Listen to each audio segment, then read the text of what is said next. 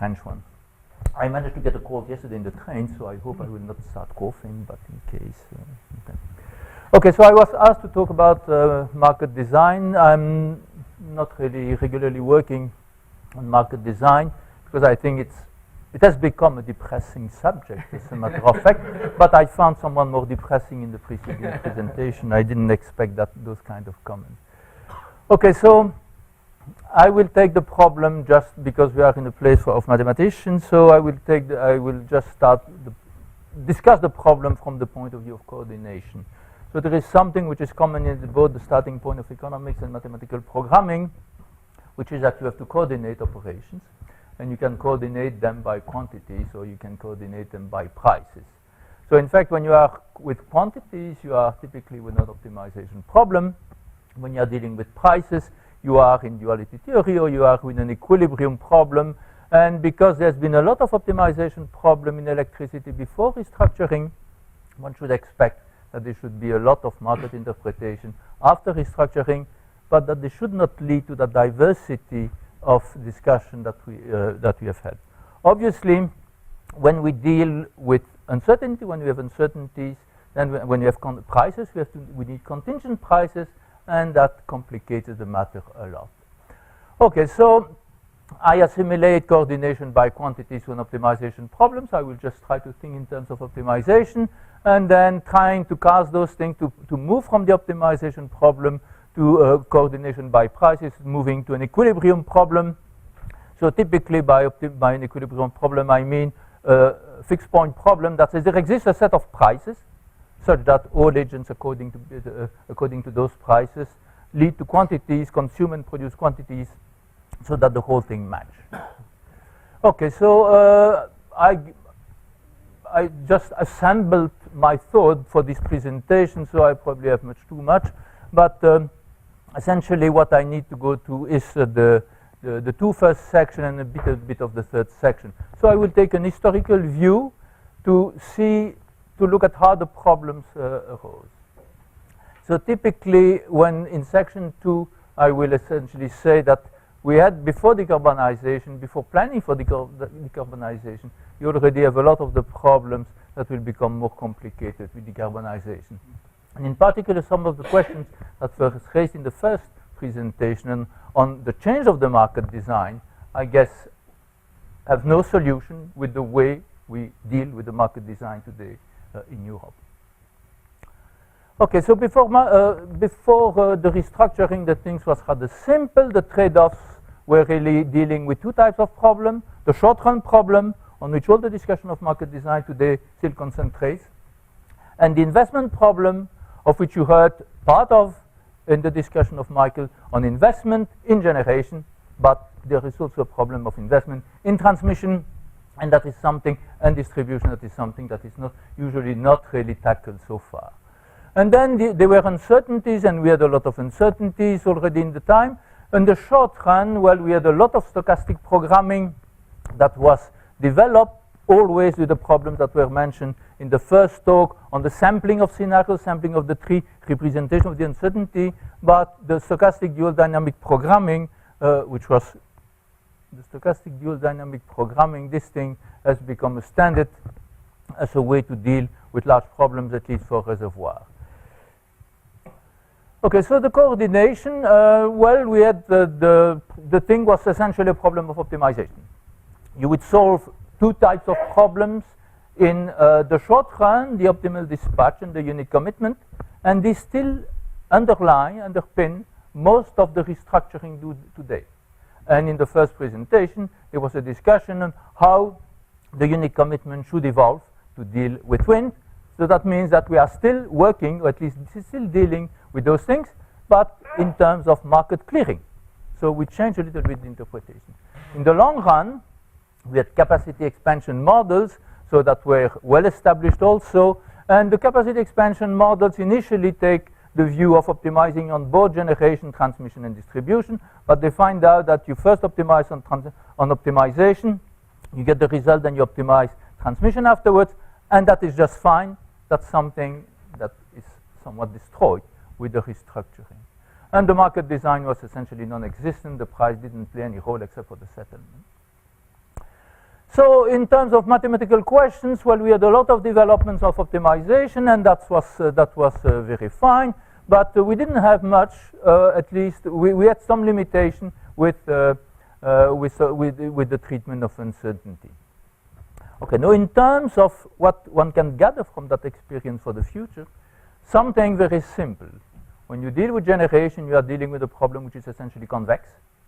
When you take the problem in economics terms, that means you are dealing with a problem where you can introduce a market.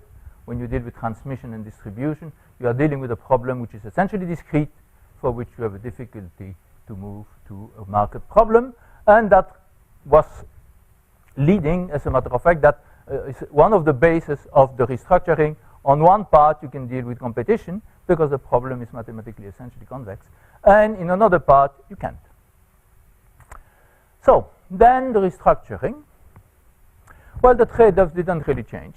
So we were still working with capacities in generation, centralized capacities, and you still had the investment in distribution, in transmission, but there were no real trade-off between generation and transmission.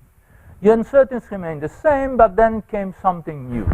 We had the reform of reform, so a lot of uncertainties on what the market design would be. So everyone invoked competition, but, and that was strange, but when you try to transport that competition from the optimization model that we had before, things suddenly change and you had a large diversity of opinions. Well, that is important, obviously, for practice. That creates a large environment of uncertainty, and then investors obviously do not like that. So, then what was the first outcome of this thing? Well, because we had that decentralization, we knew that we had some sort of competition, that we could introduce competition in generation because the problem was convex, and that we could not do that in transmission and distribution. And so we had that separation between generation that was coordinated by price, while coordination in transmission was still organized in terms of quantities. Okay, now something else. Then, in fact, the transmission part became some sort of leader. So there was some reversal between the main role that was played by generation before and the role that was played by transmission afterwards. In fact, you develop the transmission taking into account, obviously, what you expect from generation, but in fact, the transmission at the end of the day will determine where people will be. Okay, now the other thing is that transmission compared to generation is much more complicated. And something that that is a fact of life, as a matter of fact, is that the academic people didn't pay much attention to that. So the economic analysis of transmission in general remains rather elementary, and in fact we do not really deal with the intricacies of transmission in these analyses. The other thing is that ideas started to diverge on the role of transmission. So in the UK, there was a long tradition of seeing the grid as a copper plate. That was also a tradition in the rest of the European Union. That was a very nice idea. It enabled the complete separation between generation and transmission. And in the first presentation, most of the discussion went on generation independently on transmission, I think at least. And then progressively one realized that was probably not perfect, and as one moved toward the integration of the market, or at least toward an internal market, then the idea is that what could work with zone. Again, the UK apparently led the movement there, as it does in role in the entry-exit system, in natural gases with the entry-exit system, and you had zones that were separated by something. A lot of controversies on that something. And we have been discussing the available transmission capacities and the flow-based, the flow gate between the zones is now several years. One is promising that the discussion will come out, but they still do not come out. Now, if you think of the problems that wind would cause in generation and clearing the market, as you heard before, well, you can think that they will cause a lot of problems when the wind, the transaction due to wind, will have to fit within transmission. And that is also something. So then in the US, on the other hand, the idea was that, well, the copper plate was not an adequate view, and the zonal system was not an adequate view, and progressively the system that moved to restructuring adopted the nodal view. In Europe, nobody wants to have the nodal view, and that makes a very important distinction. In the nodal view, you integrate generation transmission, at least in the management. So for the short-run problem, you have a central view of generation and transmission, which immediately raises a question that we could address to the first speaker: where will he put the stochastic unit commitment in the European system? To the power exchange or to the TSO? In the US, the problem does not appear. It is to the ISO. So in terms of implementation of that kind of problem, that the institutions that have been created may not match with the type of decentralization that you can think makes sense from an economic point of view or from a pure operations research point of view. So market design has then become a controversial issue. Everyone claims to have the right market design, and in fact what is really what is bad, at least I would say, for the academic community is that it didn't deal with those intricacies of these diverging views. So I see all over again people saying at the beginning of their presentation or the beginning of their paper, the nodal pricing is not applied in Europe. Okay, fine. We will make the assumption that the nodal pricing applies in this paper. Obviously, that doesn't provide any insight into what is going on in terms of market design in Europe. So, the short-term problem, on the other hand, is relatively well understood. That is something that for which we have know a lot of experience. But we still have, even though it's well understood, we still have a lot of disagreement. And those disagreements, obviously, you mentioned, the first presentation mentioned the problem of wind that is global and that is produced in different zones that are subject to different regulation. What will apply, as a matter of fact, those things? We have those things. Then there was a discussion again in the first presentation on the role of the balancing, optimizing the balancing cost. Well, balancing cost is not always a cost. Sometimes it's a market. And there was the statement that in balancing, you solve the problem and you add a penalty because you deviate. Not in all systems. So you have diversities on those basic things where typically, if you were starting from the optimization and looking at the optimization, at the transposition of optimization into market, you should not have at least those very lengthy discussions that lead nowhere. Then we still have some discussion, obviously some discussion on the zonal organization. Well, in Europe we stick to that. When you look at the proposal of transmission system operator for the future with wind, this is still a zonal system. And in fact, then we have the separation between transmission and generation, which lead to discussion on.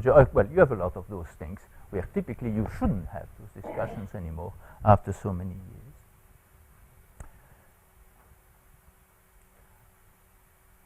Okay, now if you think of what wind will bring, well, it will complicate the problem if you think that you will have some decentralized generation, some decentralized storage, and because in fact it will imply coordination problem between upstream of transmission and downstream of distribution. That we have never seen. We don't have any stochastic unit commitment problem for that kind of thing, and that will have to be tackled somehow, which is much more difficult than just deciding where you put the unit commitment, whether you put it in the transmission system operator, whether you put it in the PX, which typically doesn't do that, doesn't do a unit commitment, or whether you leave it to the different companies. The other thing is that you see in the US market a resurgence of optimization to clear the market.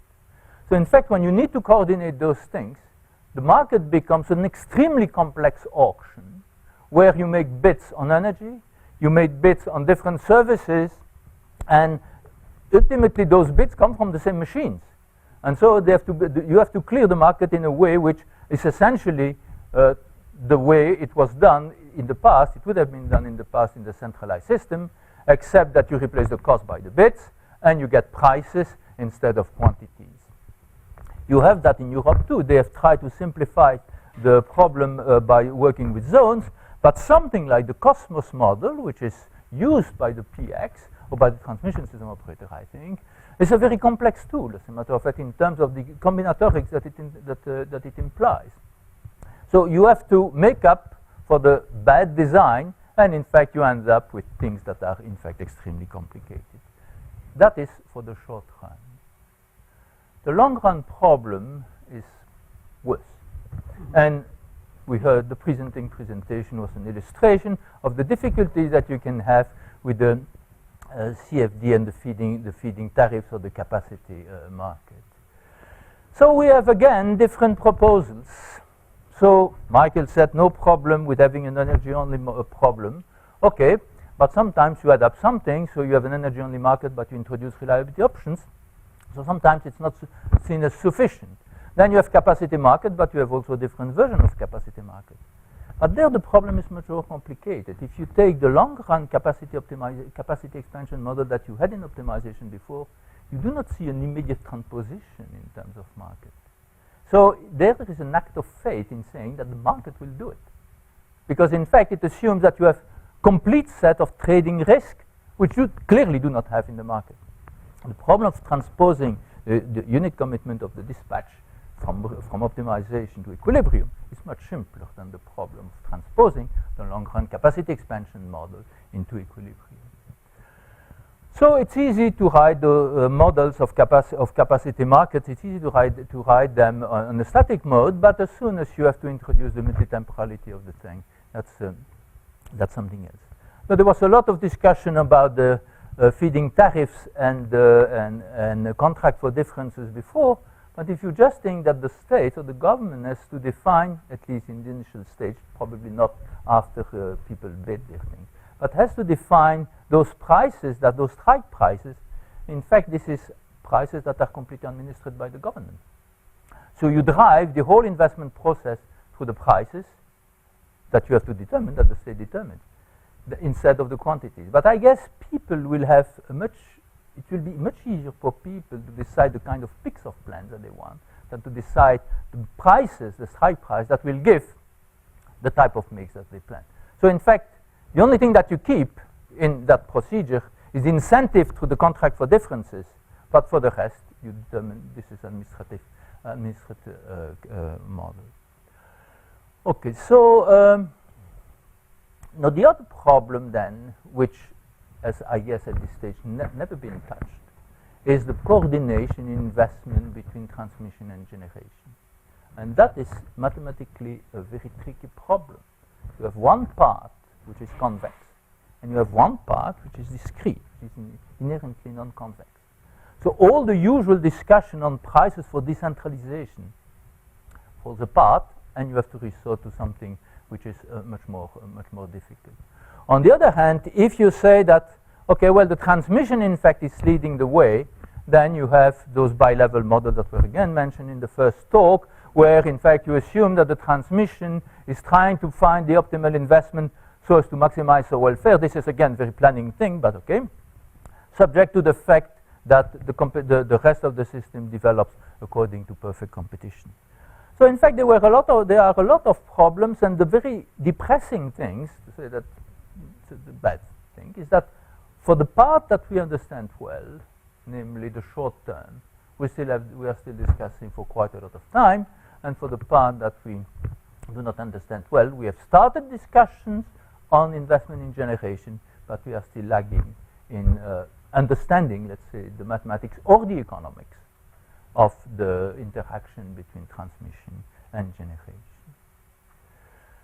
Okay, so the thing is that decarbonization increases all those things by complexifying the problem of the dispatching, as we heard in the first presentation, but other different layers of coordination, and some of them embarrassingly difficult.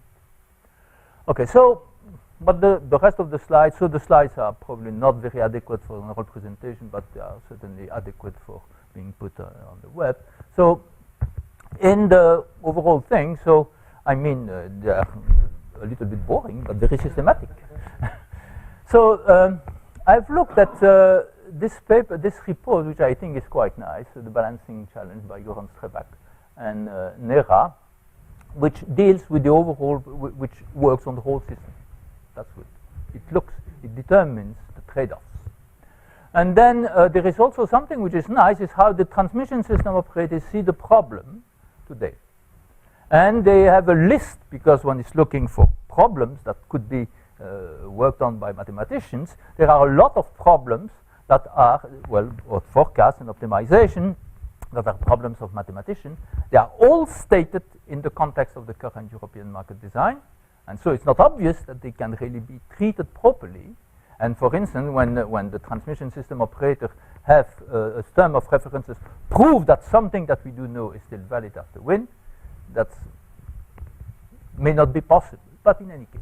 And then a recent thing by someone from Bruegel, which is a think tank, which gives an objective view, I guess, of where we stand with the internal market. I've been pessimistic on that evolution since quite a lot of time, but I stopped saying anything on that because that was pointless. But I was quite happy to see that Georg Zachman just looks at the problem and say, we are going nowhere with this thing. Okay, so we have a lot of questions that you can ask ourselves when we look at those things, in fact, on the three of them. So, well, we find that we have more trade-offs among the activities. So typically, if you have more trade-offs, you have a more complicated problem when you deal with optimization. That's already not just trivial.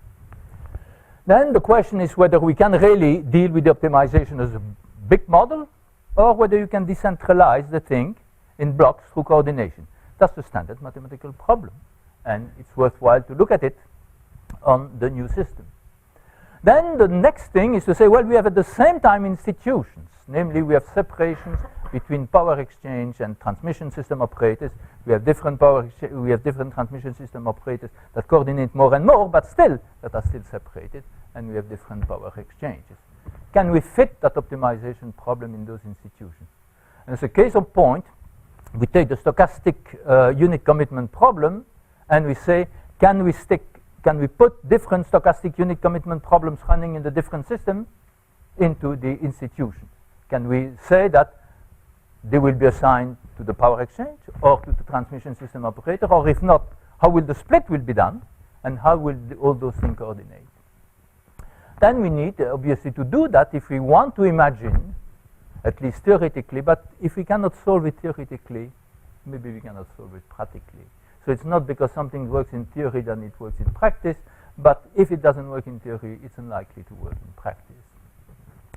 And then the other thing is, given that it doesn't really fit the optimization, then we get some original problem. In fact, what is implemented in practice are approximation of the institution, of the ideal system. Can we assess the value of the approximation? And this has some very particular problem, which normally are interesting for mathematicians. Mathematicians like to show that a problem has a solution, and it has a unique solution. We find problems quickly that either have no solution, have a multiplicity of solutions. In both cases, this is bad. So that report from Göran Strebek, the balancing challenge, looks at the whole system. It looks at it on Europe, and does a full optimization. Probably it has a lot of simplification, but it's irrelevant for our purpose. In fact, it looks at the different trade-offs between activities upstream of transmission, and storage at transmission level, distribution and other activities, and downstream of distribution. So we consider all the set of possibilities, and then make different scenarios as one does in general, and then looks at what you can exchange, what kind of trade-offs in fact you find. Well, that raises two questions. So we have now a lot of studies that say there's no problem with decarbonisation, you can do it. And in fact, typically the European Commission is very good at that. It gives some scenarios, quantitative scenarios, explaining that it's sufficient to do this and that in terms of quantities, and that everything will match. This is like the first law of thermodynamics, and then you have the second law in a market system. Does it fit with prices? So is it feasible in terms of a market So, and the first question, which is a theoretical question possibly, but which is a first insight into the problem is, can we find prices that do it? And then the first thing is, can we find prices in a perfect market? And as soon as you have problems that interlink transmission and generation, the answer is an obvious no, you can't. And then, if you cannot do that, well, maybe you have second best. Can you then try to adapt to some imperfection? And then you have there two major questions. Non-convexities, at least they are essentially for the long term, but they already intervene in the unit commitment. You have non-convexities, important non-convexities in the unit commitment. And again, in the first presentation, there was that mention, are we sure that can we find a unit commitment or a market or clearing of the market that guarantees that the different agents that are needed in that market recover the investment cost, which in general typically requires to distort the simple linear price that come out of the optimal dispatch. Insufficient risk trading, well, when you invest for 20 years with an horizon of some guaranteed capacity market that give you some return for the next 5 years, you are not very happy, obviously, or at least you may not find that sufficient. And there was that kind of comments made about the risk by Michael, the risk that the government may renegade on its commitment in the future. So in fact, you cannot trade all the risk on the market on that long term. And then the institution. So the first thing is that I will go fast on those things. So the first thing is that you have more trade-offs when you look at that global picture in that report. That's not surprising. You want to have decentralized storage. You want to have decentralized generation. You want also you still want to have decentralized things. So you have many more things. Okay, so that's that's fine. What is something else is that you have those interactions between upstream of transmission and downstream of distribution. So that means that if you have a price signal, if you want to have a price signal, you need to have a price signal that goes through those operations. For given capacities, this is fine. Those capacities are taken as constraints, and you have no problem for getting, at least conceptually, from an overall optimization problem, to get that price signal. But this is in an ideal world. This is not at all in the world that we have today, where we do not have the high prices even in the distribution of transmission and generation. Now, the other thing is that they find some trade-off between investment in distribution and decentralized generation. That's a trade-off between a convex part of the problem and a non-convex part of the problem. This is something which is much more difficult. So it's not just that it's a matter of size, it's a change of nature of the problem.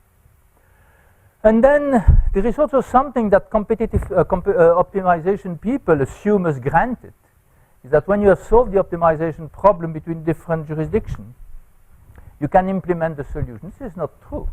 There is a problem of gain sharing, and you need to find ways to implement the cooperative solution. This is a problem in itself that requires that you can allocate the gain between the different partners. This is something which is almost always guaranteed when the game is convex, but which is not guaranteed otherwise. And so you may have a problem for allocating, for ensuring, well, given that we are in the European Union, we all know that we have problems arguing on gain or burden sharing at every level of the community. And this applies in a very technical way, in a very practical way, to that level too. So the trade-offs are also more complex. No, I think this is important. So the first presentation was a very nice illustration of those things. So you mentioned how stochastic programming could be useful, but also may not be fully useful. That you had some drawbacks, that you needed enough scenarios to properly represent the uncertainty. So that's a short-term problem. So as soon as you want to introduce uncertainty, you have some bottlenecks with the treatment, the mathematical treatment of uncertainties. Okay, no, that's something. But in fact, what Andy Philpott is also working on these days is whether you can you can represent as a reservoir, but whether you can represent the global decision through risk sharing between different agents, and that is again something which is much more which is difficult, and in fact that we cannot really solve now. Then the other thing, when you see that the stochastic unit commitment that includes reserves, that includes services, ancillary services, has recently been manageable thanks to the recent progress in integer programming, not as much in stochastic programming because those programs apparently have not been that big. Then you wonder, if I have to do what was presented in the first talk, can I really do it? No. And at least one can raise the question. And then in the long term, so we did not really know, we have insufficient knowledge. As a matter of fact, Michael's presentation was a good illustration of that on what we can do to incentivize investment in generation. We don't have no knowledge of those things when you want to joint incentives on generation and transmission. And then when you move this thing to the more global problem, then, and when you look at the trade-offs that are identified in that study for DEC, then you see that the capacity comes from many different places. It comes from very high in the system to very low in the system. And then the question, can you do that with the capacity market? So we had that kind of example for the capacity market in France, where it's not a problem, in fact, to say that, well, that gas plant has a certain capacity equivalent. When you look at decentralization, the decentralized generation, all right. When you look at demand side, is it that easy to find an equivalent capacity market? So we have different nature, we have activities of different natures, and if either you can say, well, I'm sure that I can transform all those things into a capacity equivalent and then apply the capacity market methods that have been proposed. But if you say, well, I'm not necessarily sure of that, then I think we are still lagging in terms of what we can do. And then in terms of transmission and generation, then again, we don't have what we need. But if we have to do those investments, as appears in that DEC report, you have to do all those investments at different levels of the system, then we are really stuck. So I will, just in the interest of time, I think we have some problems of non-convexity. Those are already present in the short run when you think of interpretation of prices of the unit commitment, or when you want to set up a problem such that all the agents that you need are really receive something, so which are not covered by the marginal cost, really receive enough to cover the revenue, and you have them when you look in the long run, when you look at the interaction between investment in generation and infrastructure. So you can think of other more general pricing schemes, or you can think of the MPEC, EPEC, bi-level models that were presented before. So plenty of things. So there is some literature on the non-convex economies which was motivated by the network industries, but I think which has never been applied to the network industries. So in fact, there is something there which remains there, and it consists in using more generalized pricing scheme. And obviously, we want to have those more generalized pricing scheme only at the level of the natural monopolies, the transmission and the distribution. This is no more standard, at least conceptually, even though in practical terms, it's still a mess to solve. So we have problems of uncertainty everywhere. There we have basically two problems. The one that was mentioned in the first talk, namely that we are not too sure how to sample a large even tree. We have a problem of getting the right scenarios, the right evolution, and doing something meaningful with that. So that has been worked on since quite a lot of time, but the problem still remains unsolved. And then, it was Keynes from here who talked about the uncertainty that could not be subject to probabilities. And this morning that was the mentioning of the robust programming. We don't have, I guess, models of equilibrium with robust programming. I'm not sure what the agents of the economy would say if you clear the market on the basis of robust programming. They might not be very happy, but the robust programming is, I think, the only thing that you can do to deal with events that just cannot which you cannot assign probabilities. This is something that was mentioned a long time ago, as a matter of fact, but for which on which the people, typically the OR people, accept in robust programming, but without being aware of it, I think, are not really working. So then we have also well, if you think of the optimal dispatch and the unit commitment, you assume that you can control essentially everything. Well, if you have demand-side response, you cannot control the demand side, so you have the incentives. And in fact, in the long run, well, we have been extremely surprised by that phenomenon that those gas plants that you shut down after 2 years of operation. So 7 years ago, they were still fantastic things. They were constructed. 2 years after construction, you have to shut them down because the price, which I would address to when you said we don't need capacity market.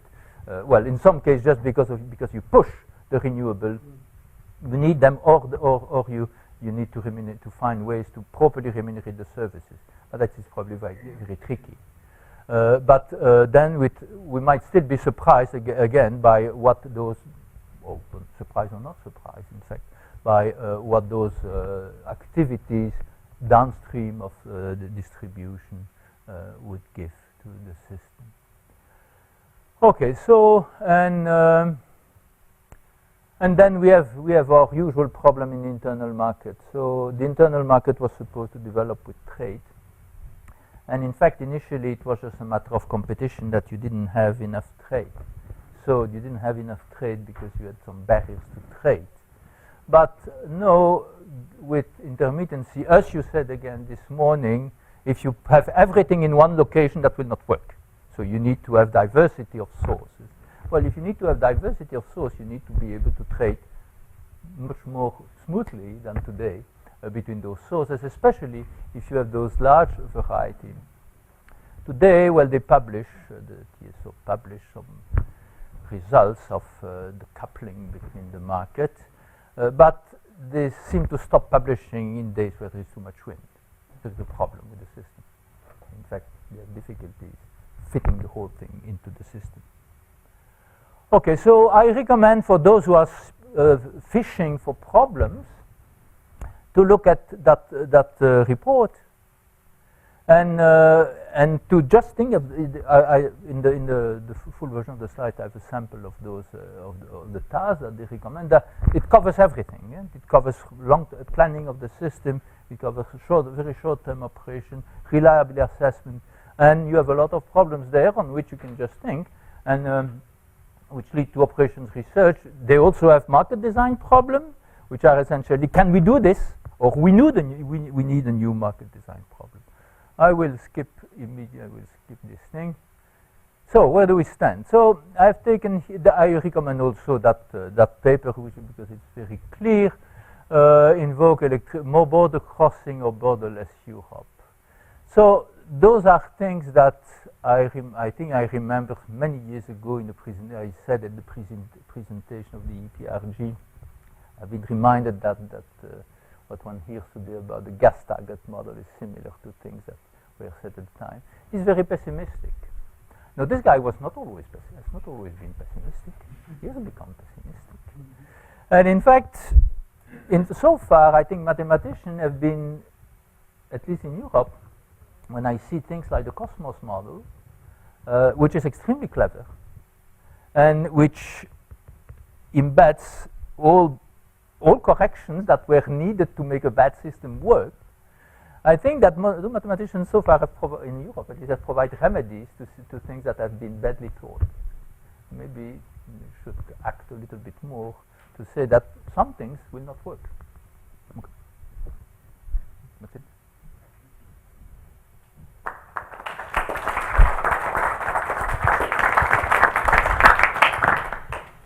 Thank you very much. Indeed, another very interesting perspective. More than a perspective.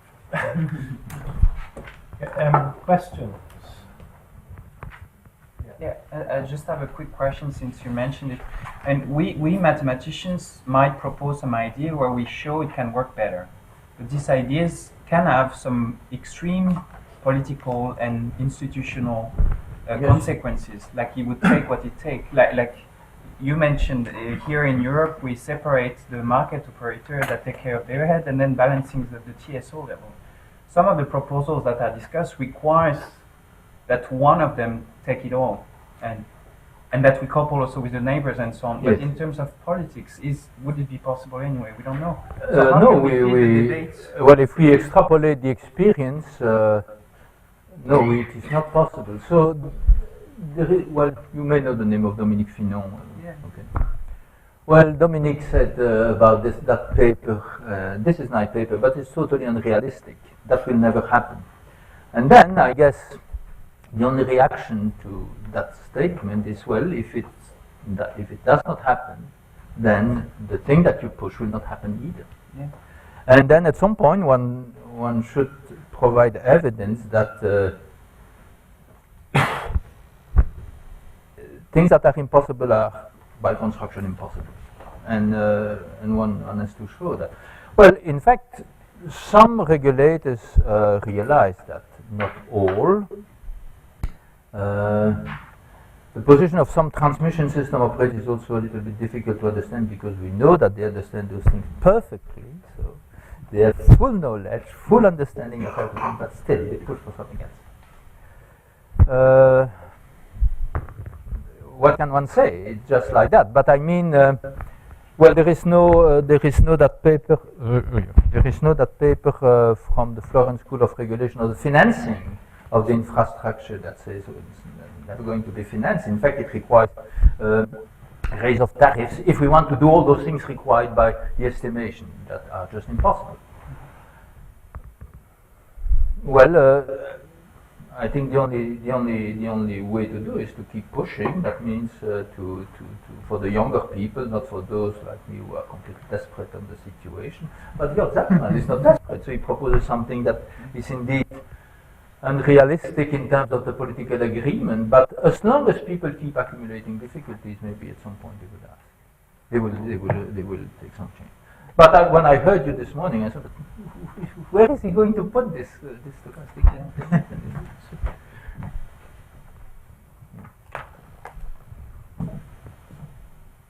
Other questions?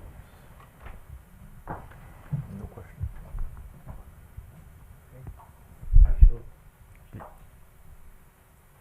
Take a break for lunch. Well, people don't like Sorry? pessimist opinions. In fact, that's even though they liked Mike. Okay.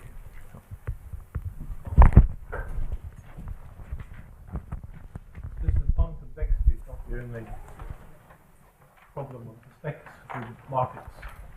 So, but that's probably the most interesting for a mathematician, I think. Yes.